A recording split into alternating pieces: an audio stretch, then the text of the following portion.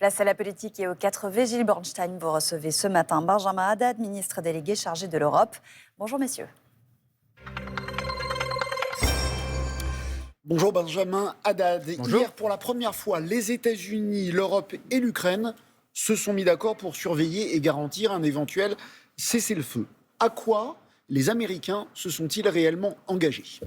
Bon, c'est une avancée majeure. Il faut voir d'où on vient quand même. Il y a un an, on nous expliquait que cette guerre allait être négociée sans les Européens, arrêtée en 24 heures. On voit que la Russie continue sa guerre d'agression contre l'Ukraine, mais que nous avons réussi, sous l'impulsion de la France, avec nos partenaires, à faire converger les Américains, les Européens, les Ukrainiens, pour dire que si demain on a un cessez-le-feu et un accord de paix, alors à ce moment-là, on se mettra d'accord ensemble pour apporter des garanties de sécurité à l'Ukraine, parce que c'est la condition pour faire en sorte que la guerre ne recommence pas et dissuader la menace de la Russie. Alors, ça veut dire d'abord, les Américains se sont mis d'accord pour participer à la surveillance, au monitoring du cessez-le-feu, donc pour éviter... Pour dire les choses clairement, s'il y a un cessez-le-feu, il y a 1200 km à peu près de ligne de front.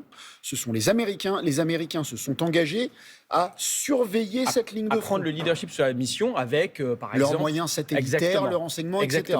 Après, vous aurez un travail qui se fera pour renforcer, régénérer, comme on le dit, l'armée ukrainienne avec 800 000 hommes, parce que l'armée ukrainienne, c'est évidemment la première garantie de sécurité, c'est la première ligne de front pour la sécurité des Ukrainiens et des Européens. Reprendraient des livraisons d'armes à l'Ukraine ? Américains, Européens, nous travaillerons avec les Britanniques, avec tous nos partenaires européens, dans ce travail de régénération de l'armée ukrainienne. Américains compris. Et c'est tout l'objet, justement, de la réunion qui a eu lieu hier, bien sûr. Donc c'est pas sûr. C'est que les Américains travailleront avec les Européens à ce monitoring du cessez-le-feu. Monitoring, j'entends, mais réarmement de l'armée ukrainienne aussi. Et après, travailleront effectivement avec nous sur les garanties de sécurité et la régénération de l'armée ukrainienne. Là, sur ce sujet, notamment sur la question des garanties de sécurité, les Européens, les Français prendront aussi un rôle de leadership, parce qu'encore une fois, c'est notre sécurité. Donc ça passera, on l'a dit, par le soutien à l'armée ukrainienne et aussi par le déploiement de forces européennes, non pas évidemment combattantes, non pas sur la ligne de front, mais dans des points stratégiques pour, comme on le dit, réassurer les Ukrainiens et dissuader la menace de la Russie. Vous parlez de ce qu'a dit le président Macron hier sur France 2 d'ailleurs, l'envoi de milliers de militaires français. Où seront-ils ?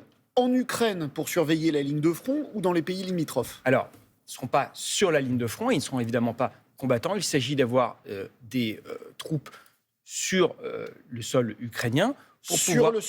Pour dissuader, une fois de plus la Russie, pour continuer à soutenir aussi l'armée ukrainienne. Parce que je veux expliquer de quoi on parle. Il ne faut pas que demain, un accord de paix ou un cessez-le-feu soit utilisé par la Russie comme une parenthèse, comme une trêve, pour pouvoir se réarmer, se refaire et réattaquer l'Ukraine. On connaît l'histoire, on a vu les années 90, on a vu les accords de Minsk qui ont été violés, bafoués par la Russie à de nombreuses reprises. Donc l'objectif, encore une fois, c'est là les Européens qui prennent en main leur propre sécurité. Les Français veulent savoir où iraient d'éventuels militaires. Donc on est d'accord, je vous fais répéter, il y a la ligne de front. Cette ligne de front est garantie par des Ukrainiens. Et juste derrière les Ukrainiens, il peut y avoir des militaires français. Mais encore une fois, c'est pour le jour d'après. Moi, ce que je vous dis, c'est aujourd'hui, d'abord, on doit continuer à mettre la pression sur la Russie pour pouvoir trouver la voie d'un cessez-le-feu et mettre fin à cette guerre. Ce qui est très loin d'être acquis. Bien sûr, il faut continuer à faire monter la pression économique comme on le fait avec les sanctions et continuer à soutenir militairement l'Ukraine. Et après, on travaillera avec nos partenaires européens, effectivement, à apporter des garanties de sécurité aux Ukrainiens. C'est tout le but du travail qui a été fait avec les Ukrainiens, les Européens, les Américains, hier à Paris. Hier, la Maison-Blanche a fait savoir que Donald Trump n'excluait pas l'option militaire pour le Groenland. On a vu au Venezuela qu'il faut prendre ce genre de propos au sérieux. Il bluffe ou pas, le président américain ? Déjà, sur le Groenland, vous l'avez vu, c'est un sujet que la France prend très au sérieux. Le président de la République s'est rendu au Groenland, le ministre des Affaires étrangères, pour rappeler de façon très claire notre solidarité, notre soutien au Danemark, pour dire que le Groenland fait partie de la souveraineté européenne, fait partie de l'OTAN, donc il n'est pas à prendre, il n'est pas à vendre. Et puis, après, fondamentalement, ce qu'on voit à travers votre question, c'est que nous sommes dans un monde plus brutal et plus violent.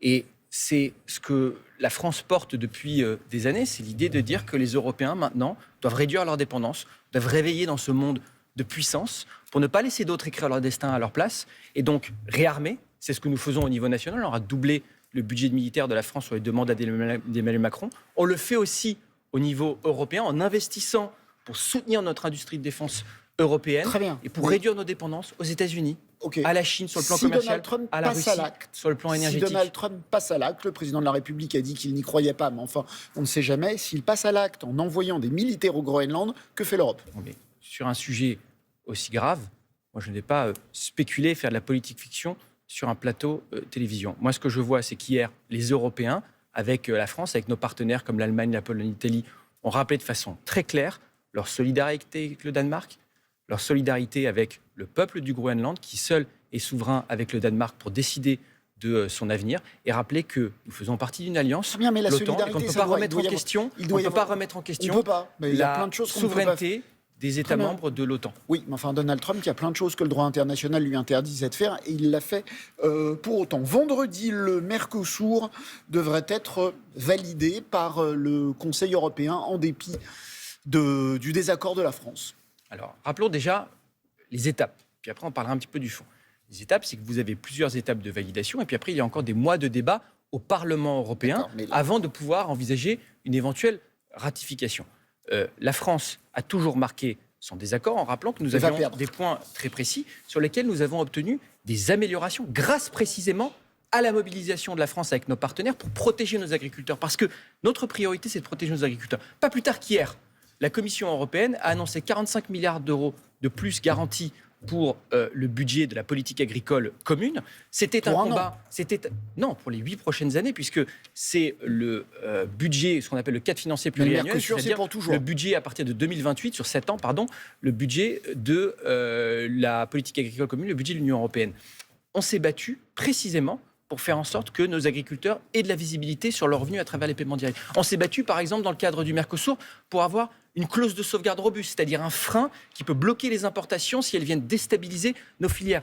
On l'a obtenu, maintenant il faut encore que les pays du Mercosur l'acceptent. On se bat aussi avec Annie Genevard, Mais- avec le Premier ministre, pour avoir de la réciprocité pour les normes, D'accord. c'est-à-dire des mesures miroirs. Sur Très tous ces rapidement, sujets, parce que c'est fini. les lignes bougent, le combat n'est pas terminé, la France il va- reste encore des étapes. Mais moi, ce que je veux dire, c'est grâce à la mobilisation de la diplomatie Mais française, la du France président va de la voter République, pour- nous avons obtenu une amélioration de la PAC pour protéger les revenus de nos agriculteurs, des clauses de La sauvegarde. France va-t-elle et que nous continuons- voter pour le Mercosur vendredi? Mais nous l'avons toujours dit, le compte n'y est pas.